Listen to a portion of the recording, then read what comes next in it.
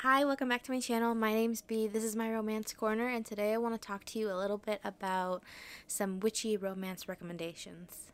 All the books I'm going to mention today either have witches in them or witchcraft in them. Let's get into it. The first one on my list is Wedded to the Wanton Witch by S.L. Prater. This book is about a marriage of convenience between a trickster bargainer fae who wants to rise higher in society, and a ruined woman who is also a witch. Right off the bat, when we're introduced to the characters, we know that they have a prior history. We know that they're enemies. Frances, our heroine, is a ruined woman because she was caught kissing a man a year prior. Although she is titled, she does need someone with wealth to help raise her and her father back from the disastrous financial state that they've been in. Our hero Jonas has been on the hunt for a bride who is titled so that he can elevate his status. After not having much luck, he has hired a matchmaker. They've lined up lots of women that he's interviewing, and our heroine comes in. After both the hero and the heroine decide that it's best to have a marriage of convenience between the two of them, their courtship has got to be the best part of the whole book. From them writing letters back and forth, that as they progress, you're able to see when the affection for each other starts to grow. He's known for being a trickster, and she is determined to one-up him. They both get under each other's skin. They both pull pranks on each other. It's cute, it's sweet, it's fluffy, it is a quick read, it's funny. Our heroine has a familiar that's Dragon, and oh my goodness, that character is hilarious all on her own. We get to know what's inside her head, what she's thinking, and it is such a fun time. I gave it 4 stars. I loved this one. It was really cute. It was easy to get through. Pick this one up. The next one on my list is Wicked Deeds on a Winter's Night by Cressley Cole. This one is the 3rd book in the Immortals After Dark series, and let me tell you, so good. Our heroine Bowen is a Lycae, and our heroine Mariquetta is a witch, and they both entered into this competition for a chance to go back in time. And this is huge, right, for anyone, and so everyone is vying for this victory. Everyone wants it. Everyone is cutthroat. They're not the only 2 players for this, and when Mariquetta and Bowen meet each other, there is an instant connection. They're both immediately aware that they have a fire-like chemistry when they see each other. It intrigues Mariquetta, but Bowen, it makes him furious, because the reason why he's entered in this competition is so that he can go back in time and save the life of his mate from way back when. He's known for being true to his mate that he lost long ago. He will not see anyone, will not give anyone the time of day. He only wants that mate that he lost. And now he's convinced that Mariquetta has put a spell on him, and he is adamant about getting her to take it off, which she is completely confused about. She does not recall putting a spell on him, although she is not 100% positive, because she might have done it. She's relatively new, and she knows that she's made mistakes, and she knows that it's a possibility.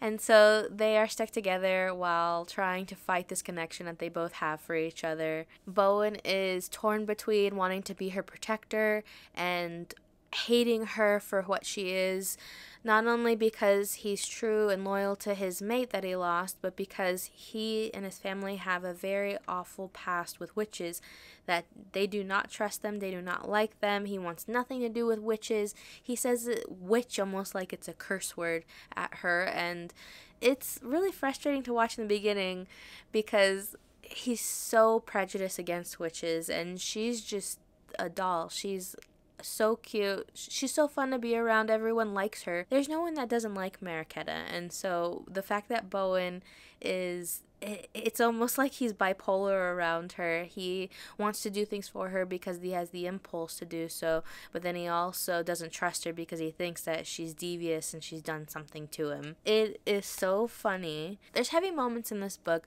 There's sweet moments in this book. And there's hilarious moments in this book. The fact that they have to be around each other, and when he starts to feel like he wants to try with her, she is like, no, I'm okay.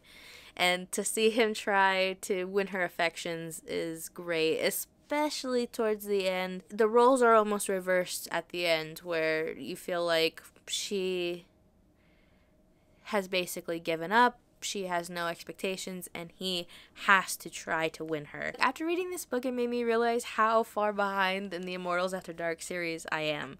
It made me want to burn through them, but I'm gonna take my time and I'll let you know which ones are good. This one, if you got the time, read it. The last book on my list is I Accidentally Summoned a Demon by Jade Harley. Our heroine, Catherine, is an actress, is an aspiring actress, and she is practicing. She goes home to practice for a monologue. Everything is perfect for the moment because the weather is terrible. It's gloomy, it's raining, the power's out because of the weather. She has to light candles. She gets her script, which is in Latin. She cuts her finger on accident because of the paper, and she reads the script, and our girl summons a demon. And not just any demon.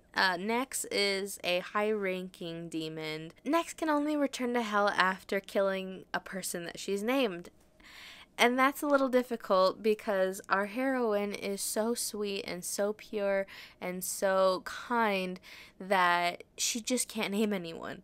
She can't, and he is stuck there until she names someone so that he can go home. I'm telling you, this is hilarious. He comes in more or less like, how is this difficult for you? Just name someone. Everyone, I've been doing this for so long, everyone's got a name. Give me a name.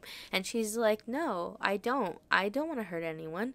And so they're stuck together, and she's someone who has so much faith and hope, even though tragedy has struck her. Both of her parents died. She lives alone. The only people that she has are people from her church. And he is just so agitated in the beginning because she is the most tender, sweet little thing that he's ever had to be next to. And at first it puts him out so much in the beginning. But as the book goes on, he softens to her the longer that he's there, and that has its own problems because relationships between humans and demons are strictly forbidden. This book has ups and downs. It's really fun and funny at times. It's sweet at times. It's more heavy at times. Give this one a try. I didn't know what to expect going into it. I thought the premise was just funny, so that's what pulled me in. But if you stick around for a while, I think it's worth it. And that's it for me for my witchy romance recommendations. If you have read any of the books that I've mentioned, let me know if you enjoyed them too. If I didn't mention something that you think belongs on this list, let me know down in the comments. I would love to add it to my TBR. And with that, my name is B. This is my Romance Corner. You're welcome back anytime. I'll see you next time.